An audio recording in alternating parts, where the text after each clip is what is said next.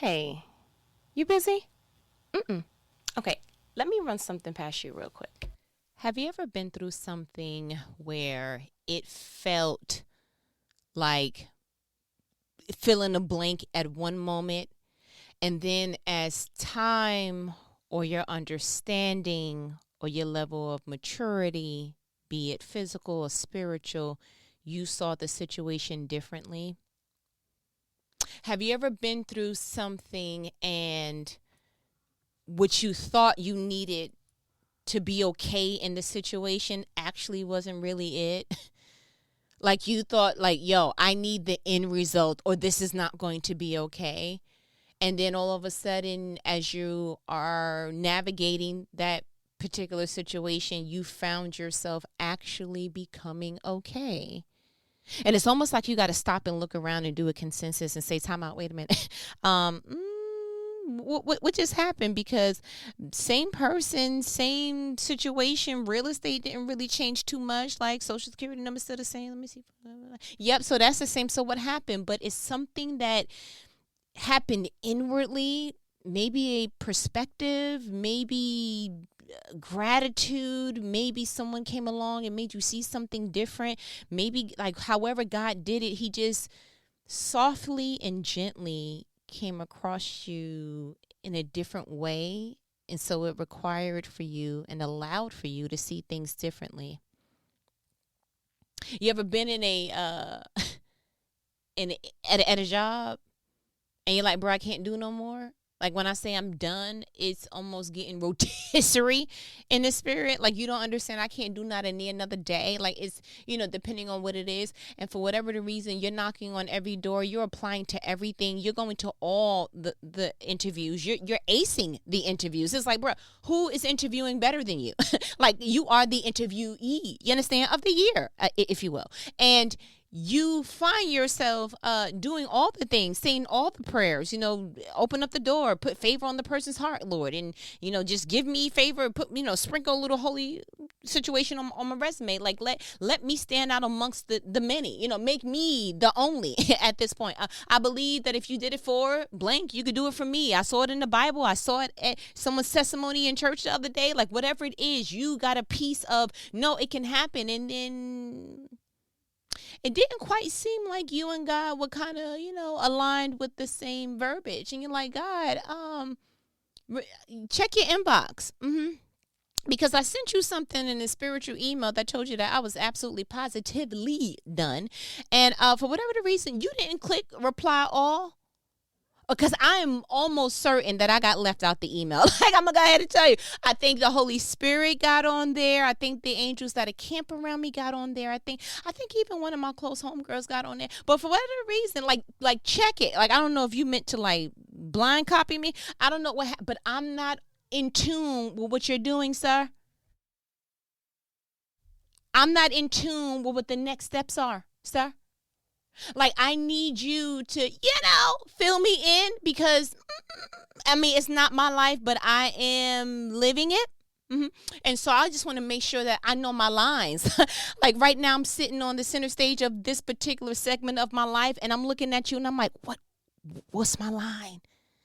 Yeah, like I need you to tell me what to do. And it's like you looking back at me and I'm looking back at you and I feel like it's very much giving Diddy meme. I very much feel like, I got like you gonna download it, charade it, like what you don't do me like Job, Lord. Like you wasn't talking to him for a few chapters, and then all of a sudden you were like, and now I'm gonna drop a hot 16. Like I don't want to go 20, 30 chapters and you don't say nothing, and then I got to figure it out through friends and family and myself and what was me. I don't want to do all that, but. I feel like that's what happens in life, right? I feel like we get to a point that when we see the emotionalism, the crying to God, the I can't say no more, and Lord, I just can't do, and what really truly is a spiritual temper tantrum, tongue twister, that once we see that that's not working, we get to a place that we're like, all right, that's not moving him. Not moving him, not moving the situation. It's not bettering like the situation at all. So what I'm going to do is I'm just going to pick up my mat and walk. Yeah, I'm just going to pick up the situation, and that's where we kind of get to the end of our rope, if you will. But what it really is that you started to become wise. You said, okay, God can do anything. The Bible says that all things are possible. You know, God can do all the above.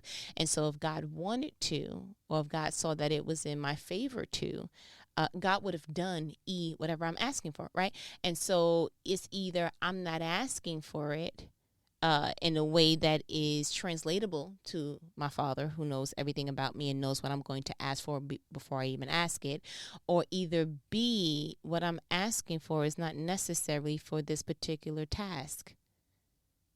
That if he felt like I needed a sword to kill this particular Goliath, he would have given me that. But he knew you're going to get creative enough, keep your calm, you're going to look around, you're going to pick up 5 smooth stones, and you're going to take the stones and you're going to take your courage and your faith with you, and that's how you're going to kill a giant. I'm sorry, the one that's dressed in military gear? Oh, yeah, God, real quick, corner office. What are we doing, bruh? Like, we are ill prepared. I was just making my way downtown, bringing the turkey cheese sandwiches to my brothers and them, and I didn't know, bruh, if I knew you wanted me to fight, I would have at least bought the club that I'm used to fighting with. Like, even when I was a shepherd, sir, when I was shepherd David, at least I did some things with my bare hands with the lions and the tigers and the bears on mine. But remember the part where I said, and if it turned on me, I grabbed my club and I clubbed it to death. Like, Lord, if you wanted me to fight somebody, like bare minimum, I don't got the heat on me, but I could have brought the club. You got me out here clubless. You want me to throw this sandwich at him, sir? Like, you want me to get creative? Oh, because you feel like if I needed it, you would have supplied it. Okay, so no matter how emotional I get behind this prayer, no matter how into the thick of it I get, you are still looking at me like, and if you get creative enough, if you do exactly what you're wired to do, it comes natural to you. Look around, use something, pick up something, bro.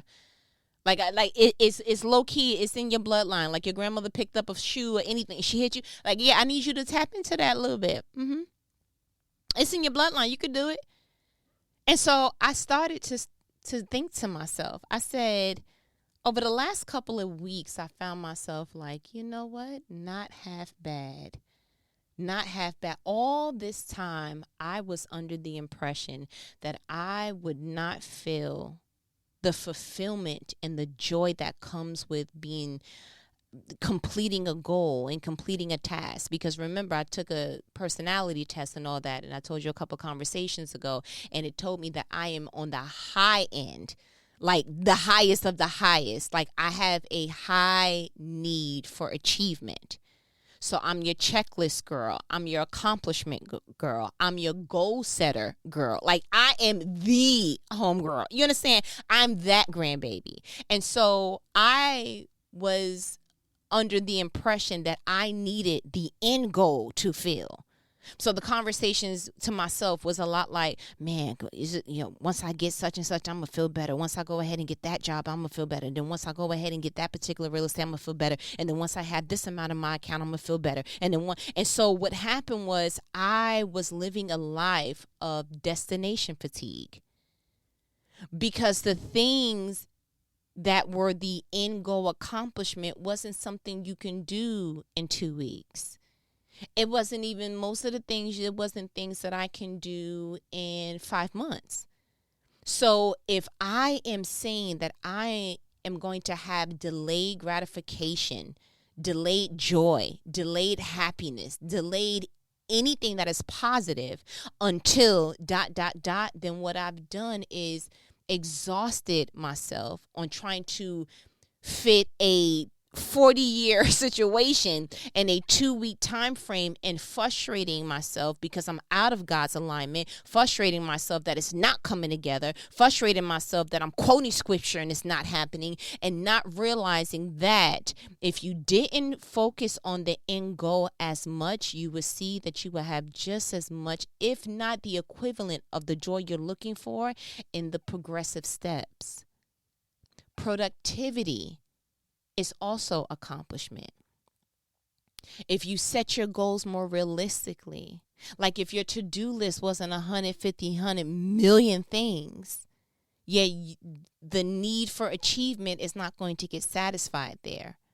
But if you did baby steps where you said bare minimum, I'm going to set 2 things that I do a day or 5 things that I do per week, and I'm going to take actionable steps, and I'm going to spread this out. So that if you finished it in 3 days, awesome, you had a productive week. If you finished it in 4 days, guess what? Still a productive week. But if you finished it in 5, guess what? You had a productive week. You're trying to fit a year's worth of productivity in 3 months and then calling it the miraculous of God, and you're standing in, you're approaching the throne boldly, and you're standing in the gap, and you're doing all these spiritual things. But God is not going to supersede his processing for your time frame. God is not going to say, I had this occurring about 2 to 3 years down the line, but I see how much you kicking and screaming and saying you need this now. So let me just go ahead and just kind of like fast forward, rewind real quick, and give this to you where your character is not foundationally set yet, where your habits are not foundationally set yet. That when I go ahead and give this to you now, it's going to be managed with the person that you are now. But how much of a blessing this will be if you just waited until I gave you this. Because when I give a good gift, when God gives a good gift, the way that he gifts you is that he gives it to you at a time that he knows you are most prepared. You are most prepared. Yet everything about that flourishes. Everything about that feels like abundance. Everything about that feels like blessing. In Genesis, when he told and gave the declaration, like, hey, listen, I'm giving y'all a strong directive that's going to be for all time. Take what it is that I wired you to do, and I want you to go ahead and multiply that. So birds, do more bird stuff. Okay, you got cool. Fish, I just need you to do the whole school thing that y'all been doing. Excellent. Jurassic Park, all y'all, like, I need you to go ahead and just keep doing. And then human beings, I need you to divide and multiply. I need you to do exactly what it is that you are wired to do, and I need you to multiply that. So when God gives a gift, he is giving it to you in a time span according to your wiring, according to your level of maturity and your foundational truth and characteristics and all that. He's giving it at a time where he knows that it's definitely going to multiply.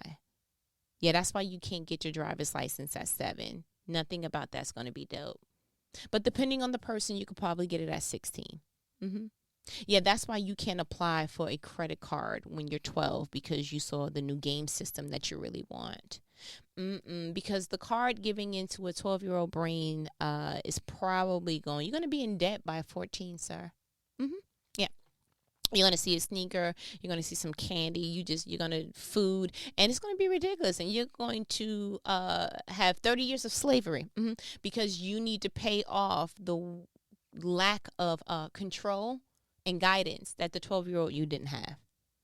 And so if you can cut and paste that in a different way, you'll start to see that, you know what? God's timing is the best timing. And so if we know that, even down to Bishop Drake saying God's plan. Like if we know that universally, then we need to do something practical that allows us to accept that. So what I have learned to adapt is repeating to myself, your word is a lamp unto my feet and a light unto my path, which means that I need to know that the steps that I'm taking now are clear and in accordance and alliance to what you have for me long term. Yeah, I don't need to get to the end of the path right now. I don't need to. But I definitely need you to make the path clear. And I definitely need you to confirm to me, Lord, the way that you speak to me in a customized way, that the steps that I'm taking are definitely ordered by you. But more importantly, it's adding up to the end goal. That is maturity. That is a totally different way of looking at something. And so I said, all this time, I've been calling things wrong. It's almost the equivalent to someone calling you right now, but calling you a different name or asking for the wrong name. And you're like, no, I'm sorry, that you have the wrong number. And they go, oh, okay. And they hang up. And then what they do? They call you right back, right? Didn't I just say that this is the wrong number? But in their heart, they have the right number. Yeah, but you called the wrong name. And so when I thought about the fact that we can have the right mindset sometimes, but we're calling it the wrong thing, it made me think of Peter. Like, I immediately was like, I wonder if this story would have read differently when he walked on water. Would it have read differently if he had the conversation that you and I are having? So real quick, Matthew 14. You know I read from the NLT version, right? Okay, perfect. So let's just go to, and you know what it says, a little category things like Jesus walks on water. Very nice. I'm proud of you. Let's just read from 22. Immediately after this, Jesus insisted that his disciples get back into the boat and cross to the other side of the lake while he sent the people home. 23. After sending them home, he went up into the hills by himself to pray. Night fell while he was there alone. 24. Meanwhile, the disciples were in trouble far away from land, for a strong wind had risen, and they were fighting heavy waves. 25. About 3 o'clock in the morning, Jesus came toward them walking on water. 26. When the disciples saw him walking on the water, they were terrified. In their fear, they cried out, "It's a ghost!" 27. But Jesus spoke to them at once. "Don't be afraid," he said. "Take courage. I am here." 28. Then Peter called to him, "Lord, if it's really you, tell me to come to you walking on the water." 29. "Yes, come," Jesus said. So Peter went over the side of the boat and walked on the water toward Jesus. 30. But when he saw the strong wind and the waves, he was terrified and began to say, "Save me, Lord," he shouted. 31. Jesus immediately reached out and grabbed him. "You have so little faith," Jesus said. "Why did you doubt me?" I promise you, anytime that I read this particular verse, it always got to me. And then today it made sense. I said, Peter was sinking, but Jesus said, "Why did you doubt me?" I was like, that's not how that goes. Sir, he's sinking, but you said he was doubting. Wait a minute. He was sinking, but you said that was doubting. How many times are we going through something in our lives and we're calling it wrong? We're calling it wrong. God, this relationship is not doing A, B, and C. You see difficult relationship. What that is that's unhealed trauma in you. Lord, I just can't do all this at this job. This job is too much. I got to get out of here. What you don't realize is that I'm building your capacity for more because you're low-key lazy. I ain't going to hold you. Lord, it's too much. I'm trying my best. What I'm trying to teach you is good work ethic and excellence and time management. And so this is your rough draft. Yeah, when it's rough, it's a rough draft. That means that there's something that you're supposed to be learning and editing in you so that the finished product that God is trying to create in you will present better results. No, God, you don't understand. I have got to get, I got to make more money. No, actually, you're calling it wrong. Actually, it's not that you need to make more. It's that you need more financial education. Because if I give you more, you're still going to spend more wrong. You're still not going to pay your tithe. Oh, that's too much? Okay, I'll go to the next one. You're still going to spend for you have to learn how to be a good steward. There you go. Okay. I was trying to turn it around. Be a good steward of your money. So if you're not good at this an hour, at this tax bracket, at this annual salary, why should I give you more when it's still not being managed well now with little? You don't read the word? Say he who is faithful with little will be faithful with much. Oh, I need a new car. I just can't take. But how did you manage the car that you have? Like, the way that you drive, are you taking care so you don't have to keep getting breaks every 2 days?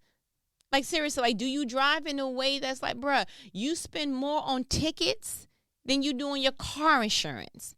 Like, that stupid tax is outrageous, broski. Like, seriously, at this point. And I'm not going to hold you. I'm kind of disappointed in Peter.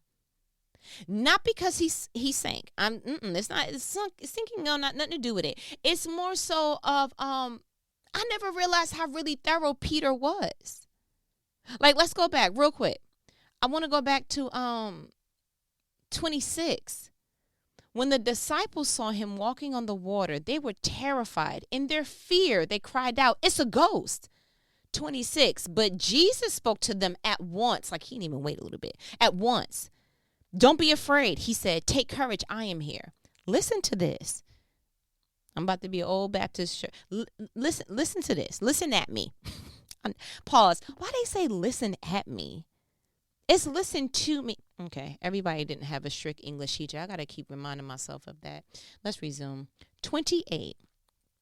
Then Peter called to him, "Lord, if it's really you, tell me to come to you walking on the water." Bro, do you know how thorough that is? Especially, like, given the circumstance. You're afraid. You thinking that is the Boogie Monster 2.0. This ain't something in your closet. This is something walking on a surface that you have never seen anyone else do. This cannot be a human. And instead of saying, "Jesus, it's you for real?" Look how thorough Peter was. "Lord, if it's you," I need confirmation. So I'm gonna go ahead. "Tell me to come to you walking on the water." Bro, he was so specified in his prayer. His request. Wait, but isn't a request prayer? Good job, grandbaby. You caught that? He was so specified in his request that you can't miss Jesus in that. "Lord, if it's really you, tell me to come to you walking on the water." Not, "Can I go out there with you? Oh, that looks like fun. Can we all come out there?" "Okay, Lord, if it's you, can you come closer so we can see you?" No, buddy was like, "No, I'm going to expand me and test me by relying on you, but I got to know it's you. Lord, if it's really you, I'm going to apply to this job. And I know I don't have all the qualifications, but it feels scary to me. I'm not going to hold you, but this is not the first time that somebody saw something that was you and was afraid of it. So if it's you, I'm going to apply, and everything after that is on you. Lord, listen, I told you I'm done with the dating scene. I ain't going to hold you. And Buddy is looking kind of, looking like he could be a husband material, low key. He looking like the list, Lord. I ain't gonna hold you. So you know what? Instead of putting up all the walls and making this a shutdown situation, if it's really you, I'm gonna go ahead and progress in this situation. But this ain't the first time that somebody's been scared about something that you sent their way. Lord, I'm gonna go ahead and tell you, this house looks like it's getting ready to be dope. I'm a little afraid because it's a lot of house for a little bit of change. Okay.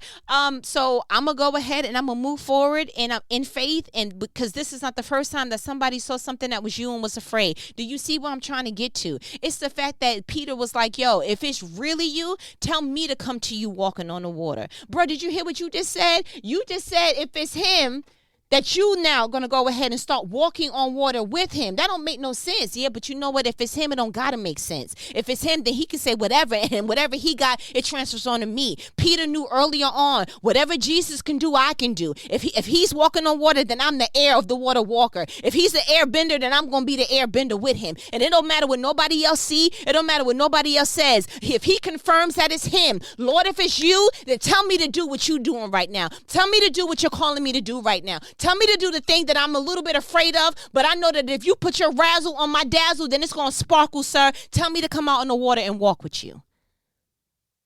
But I ain't never seen Peter like this before. Did you? Lord, if it's really you, tell me to come to you walking on the water. And then here come Jesus. Yes, come.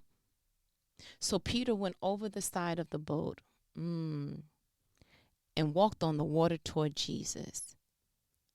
But he climbed to where he can feel, to then walk on something that he couldn't feel anymore, but just had to keep his eye on Jesus.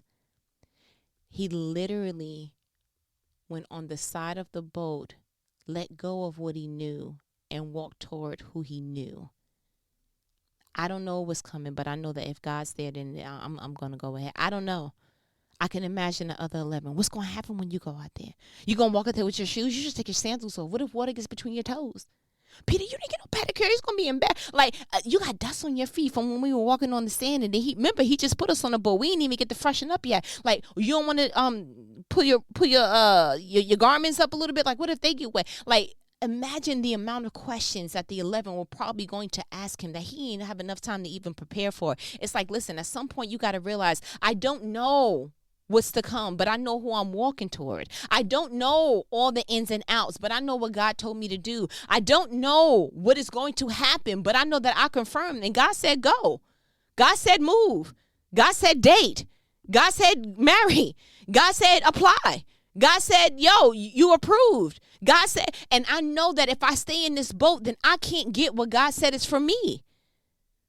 So, I want to check all the boxes and make it make sense too, but right now I can't. All I know is that he said, come out on this water with him, because I asked him if it's him, I want to walk with him. He was like, cool, come on, let's go. And so I'm going. And so I don't know. We going to just figure it out together. Y'all watch, but I'm going to walk. Y'all watch, but I'm going to walk. Two different W's. You understand that? That was something right there. But here's the thing. So Peter went on the side of the boat, right? And walked on toward Jesus. Okay, 30. But when he saw the strong wind and the waves, he was terrified and began to sink. Save me, Lord, he shouted. 31. Jesus immediately reached out and grabbed him. You have so little faith, Jesus said. Why did you doubt me? Hold on for a minute. I think that once my toes would have gotten to the water, I would have been like, ooh, that's cute. But like with the scare face, like, ooh, okay, let me walk a little faster. Okay, because worst case scenario, what I can do is I can hold on to Jesus. Okay, so we're going to walk a little bit faster. Then I think once it probably would have got to my ankle, I would have been like, ooh, let me start leaping, because maybe walking is no longer effective. So maybe speed walking wasn't it. So maybe now start leaping. I think once it would have got a little bit high, I would have started running. But my thing is this. Here's the visual, because I'm that kind of grandbaby. When he saw that walking was no longer effective, why didn't he do something different that would have got him closer to Jesus? And most importantly, why didn't he call out before the quote unquote sink? Like, I would have loved to know, how high did the water get before he decided to say, save me, Lord? Because save me looks like, bruh, I got a couple more cupfuls, a little gulpful of this chlorine or saltwater ocean flow edition before I can actually start speaking. So, save me, Lord. Like, and I'm back in that. Like, how deep into the water were you? Why did you wait last minute to tell him that you needed help? See, that's the thing. That's the thing about us. And it aggravates us because we those kind of grandparents. Yes, we are. You too, me too, we too. Okay? Listen, he tells you, yo, it's me. Go ahead and walk. And then we think, cool, I'm about to do a God thing in my own strength. I'm going to get out the boat and I'm going to walk toward Jesus because he said to come. So that's what I'm going to do. And I'm going to walk toward him in my own strength. You didn't ask him how far to walk. You didn't ask him which way to walk. And as a matter of fact, you didn't acknowledge him the more that you did walk. Maybe if he would have gotten out the boat and said, look, Jesus, I'm doing it. You were right. And started giving thanks the way that the Bible says. Thank God for all he has done. Don't worry about anything. Pray about everything. Like, yo, it's in Philippians for a reason. Okay, Peter didn't have it, but what if you would have acknowledged God in your steps? Oh, God, I'm so grateful you allowed me to walk. Lord, you allowed me to walk and get off this boat like this. Jesus, this is awesome. Like, look at this. You see this? This is great. What if you started doing that? But what happens when you do things in your own strength? You start to see your surroundings in your own lens. Like, how come Jesus was so calm in the wind and the waves? Maybe if you would have tapped into the way that Jesus saw it, you probably could have saw something totally different. Yeah, the old boy that you said is ugly, but now he got a new girl, and she went ahead and put some razzle on his dazzle. She taught him how to dress. She took the glasses down, put a little something on that, and got him to look. And you like, she put some weight on him because she started feeding him. And buddy look all right now.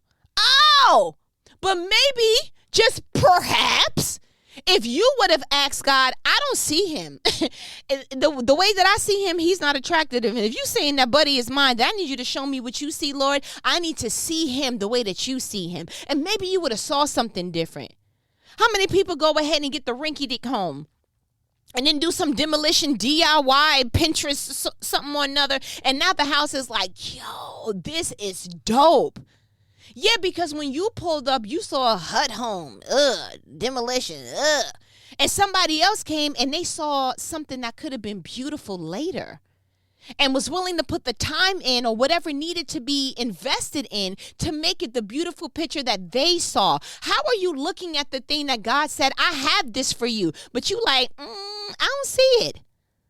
You want me to stay at this company so that I can grow and do A, B, and C? But God, like, how I'm supposed to stay here comfortably at this salary now? See, that's the problem. You're looking at now. You're not looking down the line where Jesus is at. He's in the steps, but he's also in the end result. And so when you start getting frustrated at the desk and the seat that you're at now, when you start getting frustrated at the fact that you don't have no kids now, that you're not married now, and you keep looking at your now and you're arguing with now, and Jesus is like, yoo-hoo, over here, because I want you to walk towards your future. I want you to walk toward me. As a matter of fact, now that I finally got you out the boat of stagnation, I don't want you to continue to bring that mindset with you. If you're going to change your surroundings, I also want to change your lens.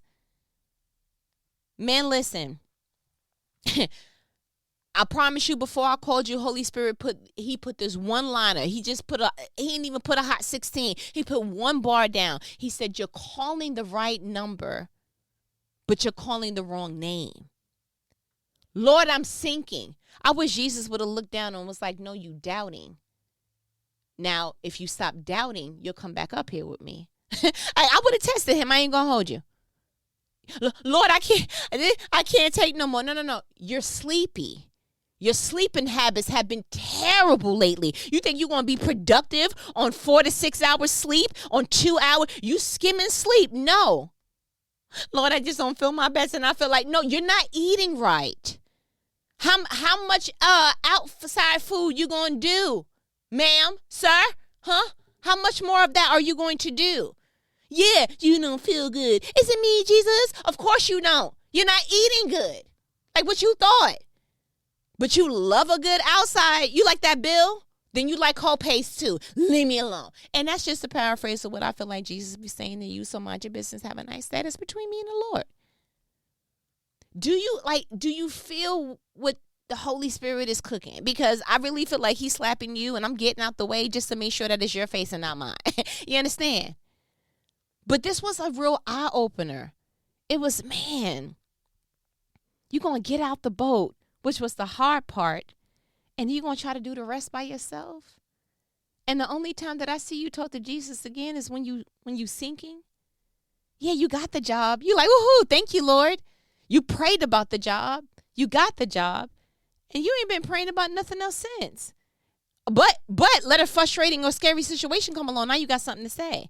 You prayed for a relationship. Now it's getting a little bit rocky. Now you coming to him crying. Oh, I wish you would have asked me, hey, what does this person have so I can align myself properly so I'm not a victim to what you're trying to go ahead and shape him from. Or listen, God works on people, guess what? Drum roll, through people. Okay? And in order for you not to be someone's punching bag, you need to know how to pray and stay out the way on certain things.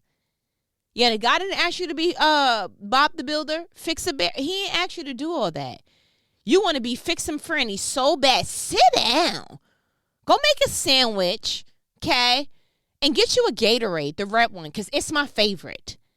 Do you understand what I'm trying to say? We're calling it different. We know who to call on, but we never got out the boat to see it different. That's a problem, Houston. Do you understand what I'm trying to say? So what's the challenge? Like, what do you, como se dice? Like, what do we do? I'm glad you asked, grandbaby.